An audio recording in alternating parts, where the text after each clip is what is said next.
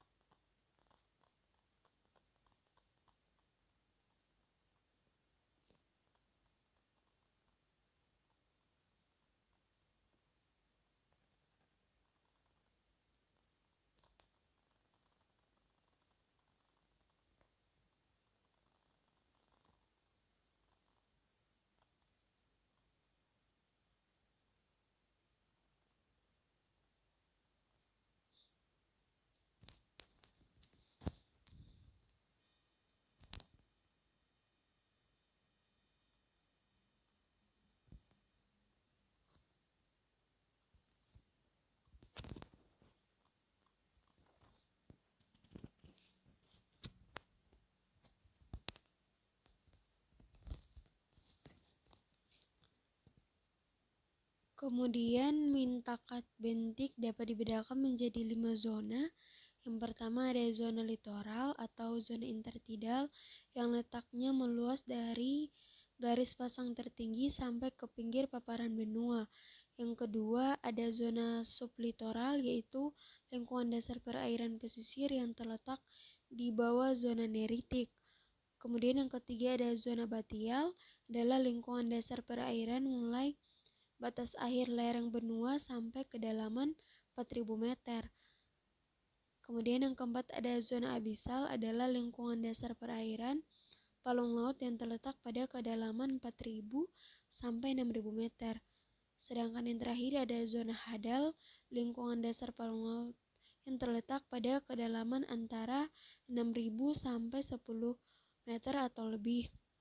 Yang terakhir ada zona bentolitoral atau zona pasang surut, adalah bentang lingkungan pantai yang terletak antara paras air tertinggi dari Pasut Purnama ke arah daratan dan paras air terendah dari Pasut Purnama ke arah laut.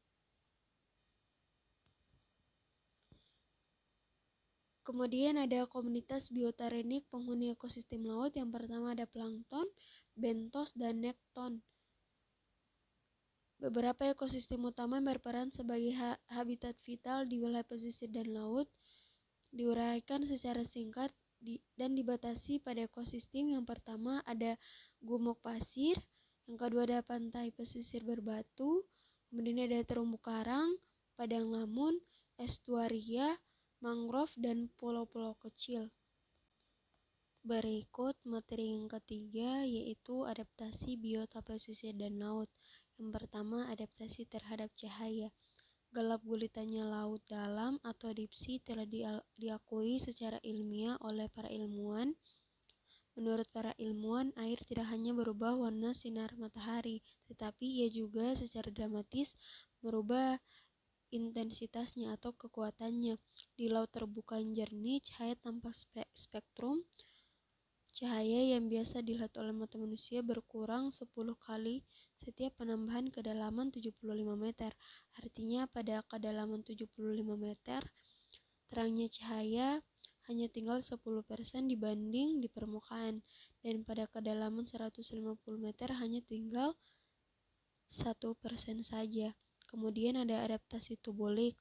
Adaptasi lain pada ikan laut dalam adalah mata berbentuk pipa atau tubular.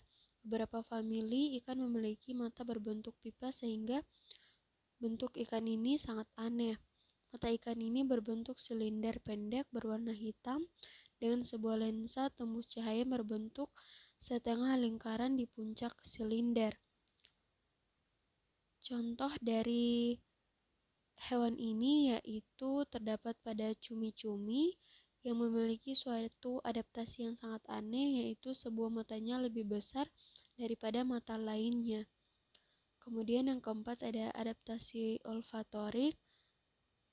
Adaptasi olfatorik ini terhadap cahaya di laut dalam berasal dari dua sumber, yaitu cahaya matahari dan organisme itu sendiri atau bioluminescence.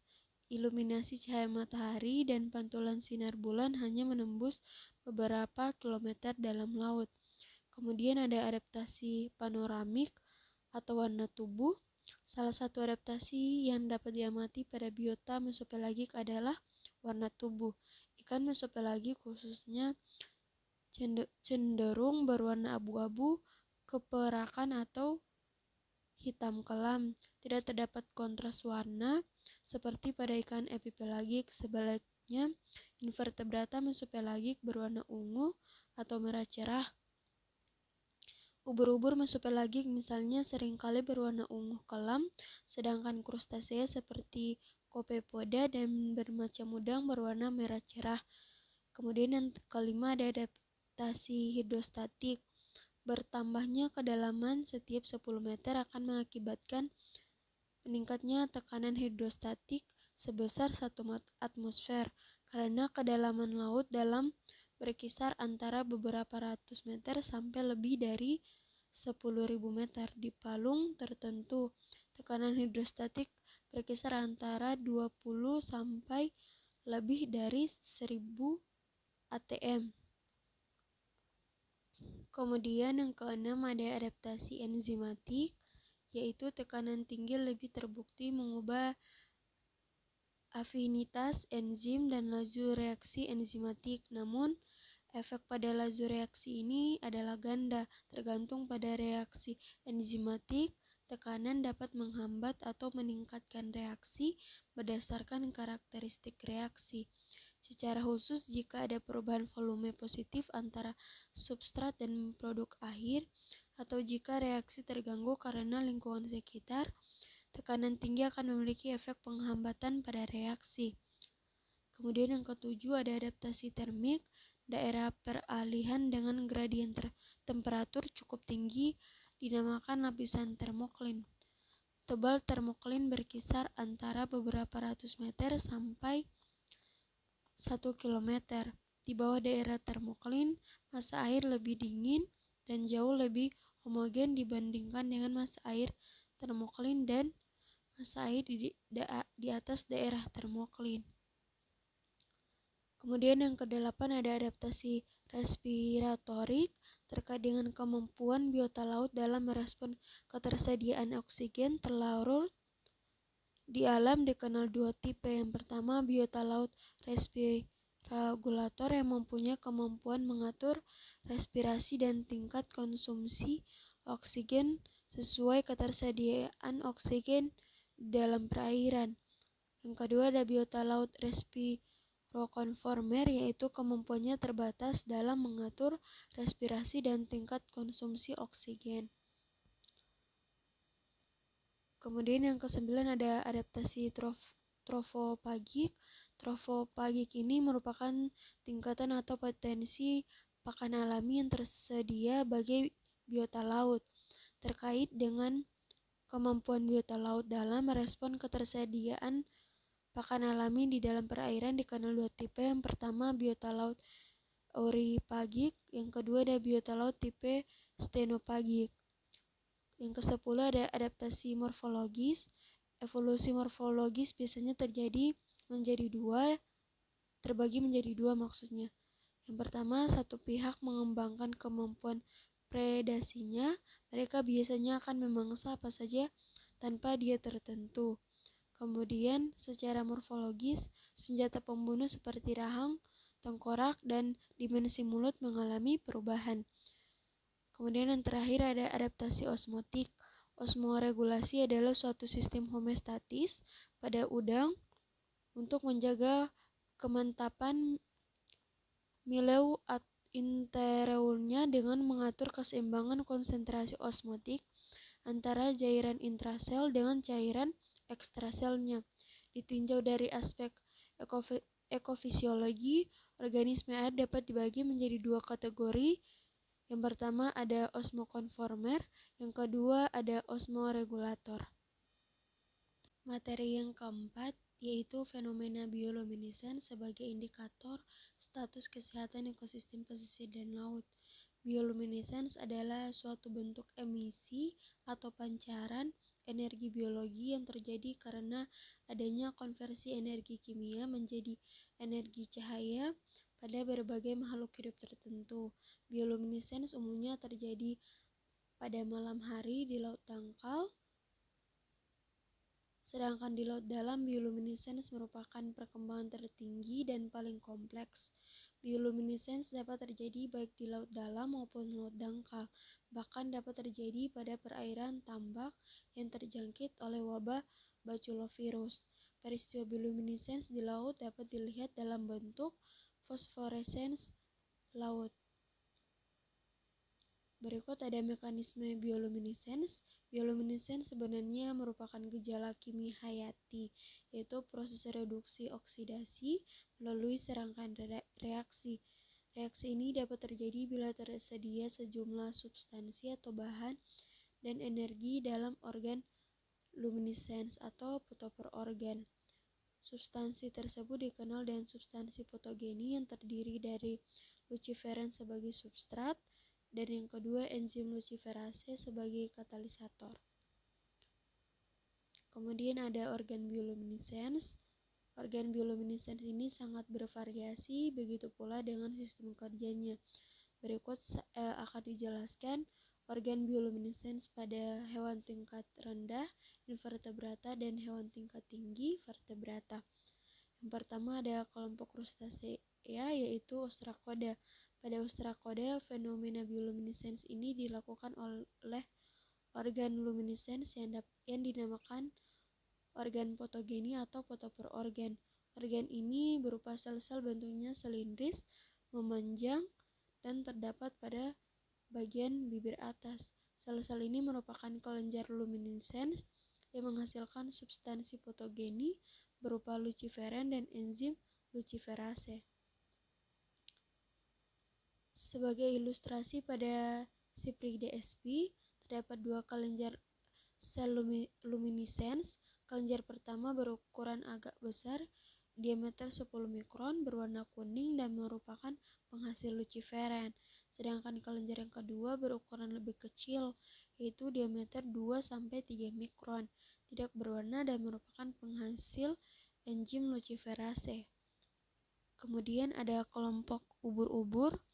Organ luminescence pada ubur-ubur terletak pada bagian permukaan payung atau umbrella layer yang terdiri atas granula luminescence. Granula luminescence ini dapat berpijar secara otomatis, terutama pada saat cuaca gelap atau musim pemijahan. Organ luminescence ini mirip yang dimiliki oleh Nocitulaca, sejenis fitoplankton laut. pada Notiluca granula luminescens ini tetap berada di dalam selnya. Granula luminescens tersebut merupakan penghasil substansi fotogeni, yaitu luciferin dan luciferase yang berperan dalam reaksi bioluminescens. Berikut kelompok cumi-cumi. Organisme luminescens pada cumi-cumi ini termasuk juga sotong dan gurita. Terdapat di bagian tentakel dan di dekat mulut. Organ luminescens ini merupakan sel-sel fotopor yang dapat menghasilkan luciferin dan luciferase. Aktivitas sel-sel fotopor ini akan meningkat pada saat memburu mangsanya pada keadaan gelap. Namun pada saat ada musuh atau predator yang mengganggu, organ luminescens ini akan berhenti kerjanya. Kemudian ada organ luminescens pada vertebrata atau ikan. Organ luminescens mandiri terdiri atas sel-sel fotogeni dan dikenal dengan nama fotopor organ. Fotopor organ ini berperan secara mandiri karena sepanjang waktu memancarkan cahayanya. Kekuatan cahaya ini dipancarkan sangat ditentukan oleh persediaan energi dari ATP yang terdapat pada sel-sel fotogeni dan kadar atau ketersediaan oksigen pada oksihemoglobin di pembuluh tapis insangnya. Yang kedua, ada organ luminescens tidak mandiri. Contohnya pada ikan leweri batu dan ikan leweri air. Keistimewaan ikan leweri ini terletak pada lentera atau organ luminescens yang terdapat di bawah matanya di bagian pipi. Organ ini berbentuk lonjong dengan panjang kira-kira 10 mm, berwarna putih kekuningan dan mengeluarkan cahayanya terus-menerus berwarna biru kehijauan. Tetapi yang tampak lentera yang dibawa oleh leweri air selalu berkelap-kelip, 10 detik menyala, kemudian diselingi 5 detik padam. Sedangkan pada leweri batu dalam keadaan normal lentera dipancarkan terus-menerus. Kemudian ada peran bioluminescens bagi kehidupan biota laut. Yang pertama ada pengendaraan habitat atau untuk mengurangi tempat hidup. Yang kedua ada komunikasi visual biota sejenis. Yang ketiga ada untuk mengenali sesama jenisnya. Yang keempat ada untuk memberi tanda peringatan bahaya. Yang kelima untuk memperlihatkan tanda-tanda berahi atau kematangan seksual. Kemudian ada untuk memberikan daya tarik atau atrakan seksual pada lawan jenisnya. Kemudian untuk memberi aba-aba pergerakan atau ruaya. Kemudian atrakan pemangsangan atau grazing. Dan yang terakhir ada kamuflase untuk mengelabui musuh atau predator. Selanjutnya, komunikasi visual pada bioluminescens. Informasi sinyal visual oleh organ luminescens kekuatannya tergantung pada potensi energetika biota dan keadaan lingkungan di sekelilingnya yang menunjang. Beberapa biota laut ternyata mampu berkomunikasi dengan sesama jenisnya dengan cara memancarkan sinyal cahaya yang sangat khas. Informasi yang diubah dalam bentuk sinyal luminescens dapat ditanggapi oleh spesies itu karena perbedaan ukuran, bentuk, intensitas, warna, gerakan, dan lama waktu pancar. Kemudian atraktan mangsa pada bioluminescens. Bioluminescens ini sering dipakai oleh biota laut tertentu seperti beberapa jenis krustasea, cumi-cumi, dan gurita, serta ikan lentera untuk menarik hewan lain dan dijadikan sebagai mangsanya.